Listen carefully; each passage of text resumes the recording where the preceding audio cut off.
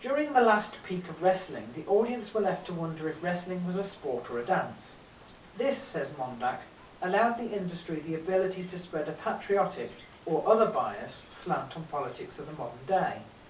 This would be often shown through ethnicity or by demonising a wrestler under a particular banner, thus getting the audience to identify him as a heel, a bad guy where babyface is a good guy, then to enjoy watching him lose, throwing him and what he stands for politically away. Alternatively, perhaps a display of the all-American hero and his conquering of other heels are what will allow the audience to soak up a particular political message. It would be interesting to investigate whether in the 50s these messages were unconsciously absorbed by the audience. Baths, with absolutely amazing clarity for his time, demonstrates what wrestling should be considered as, if not a sport, and how this changes the symbolism. How modifications in our understanding shape how we relate to the sport, or certain ideologies on the canvas stage, and the obvious power discourses that as an enraptured member of the audience we may not even notice ourselves accepting and conforming to. Baths considers professional wrestling a spectacle of excess, or spectacle of the passions, and wonderfully describes how it is possible to read professional wrestling through codes and symbols.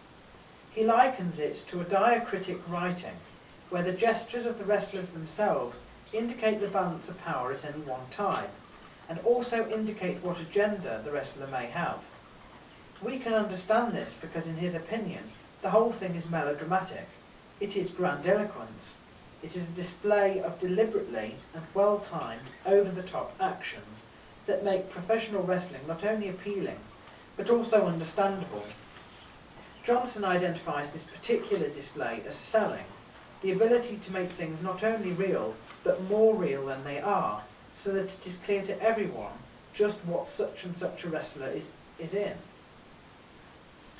For Baths, who also notices the connection with the previous expression of the VSI, grandiloquence, which must have been of ancient theatres, says if this wasn't true before, it certainly is now.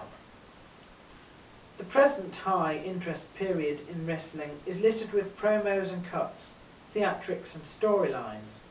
Both Johnson and Angle include themselves as people who have earned their status not just in the ring, but also in the charisma displayed before the athletics in promos. Promos are an attempt to create a bigger atmosphere, more pleasure for the fans, and in line with my hypothesis, to take the ecstasy further. Baths and many later sociologists interested in the sport say that the display itself is about morality. There is good and evil, heel and babyface, and that before the promo, the first thing we must do is recognise and identify them by the morality they portray. This is made evident by gestures, by their clothes, their recent past matches, and then confirmed by what they say. Secondly, we must interact with them through promos and cuts. We must agree or disagree with them, make a decision, and then support them. The industry makes this simple, with the obviousness of the role. Finally, once the game begins, we can identify and empathise with them, particularly when the sport gives such an externalised image of torture. Whether this torture is real or not, we enjoy the perfection of an iconograph. It is in our human nature that allows us to relate to this. This ties in finally with what is expected of the wrestler. Grudges must be appeased, and annoyance at a mistake that costs the match may result in the violence continuing and going seemingly out of control. Watchers particularly dislike the referee, who is known to make evident mistakes and can't control nor come close to breaking up out-of-control aggressive display. Quite often violence will be aimed at them as well. Does this have connection with breaking of boundaries? Evidently the referees are supposed to be authority figures. Do we like violence, particularly against an authority losing control? Of course, as the event is staged, there are essentially no rules, no competition, and thus no need for authority. Yet even if we know that, to enjoy it we must suspend our knowledge and recognise what the symbols represent, even if the situation is false. To their credit, the wrestlers pull it off greatly, with an average televised audience of in abundance of 50 million on a weekly basis, with a possible further of 22,000 live in the arena. The point is, whether the referee is a real authority doesn't matter. That is what he represents. And so the power discourse is there. So power discourse and symbolism can be untrue, or even plainly false. Yet we still bind ourselves with the codes they present by our interpretation and act accordingly. Better still, true authority may come from the commentators who construct maps of meaning for decoding the matches by planting ideas in the minds of viewers. The power to do this comes from the fact that they are people who suggest and comment on the performance whilst in progress. They say what we should be thinking. In essence, their thoughts, linguistically encoding the action, clarify the non-verbal symbols. In many respects, they do the perceiving for us. Wrestling, like no other dangerous sport or activity, illustrates this to a new extreme. It is a ritual drama, a moral play that unfolds before audiences. Barth says this is enough to satisfy us. What matter if it is staged?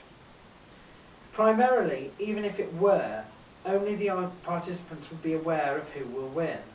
Although if you cast off the symbols, you can often guess who is going to win, and be accurate. Often good beats evil, or evil wins by cheating or distracting the babyface at an important time, confirming our sense that even though the good guy lost, it is because the bad guy was a cheat. We hate the bad guy all the more, and love the good guy despite it all. This was clearly demonstrated in the early months of 2003 by the tag team Los Guerreros. Later, in pre-matches just before WrestleMania 19, both Eddie and Chavo were wearing t-shirts with "Cheat to Win" inscribed. Wrestlers can have these reputations easily recovered in industry publications, as the article for Blood and Honor does for Los Guerreros. De Garis revises this view to say, especially for the performer, not only are the gestures and moral points important, but there is a world of information included beyond the visual that goes some way to adding to the performance and the intended meaning. Sound, touch, smell, all these things are important, particularly for the performers who are always interacting through handling one another.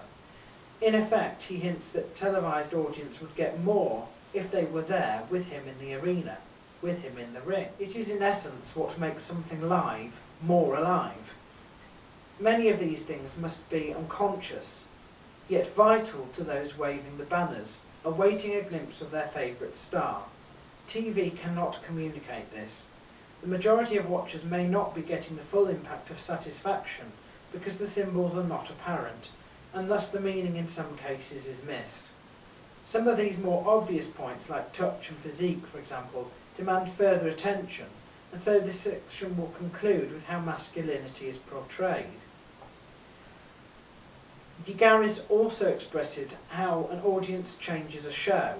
During his article on ethnography, he speaks about being observed during training, and how even if the observer didn't make a sound, or was uninterested, the mere presence seemed enough to hype the whole theatrics, selling and drama more.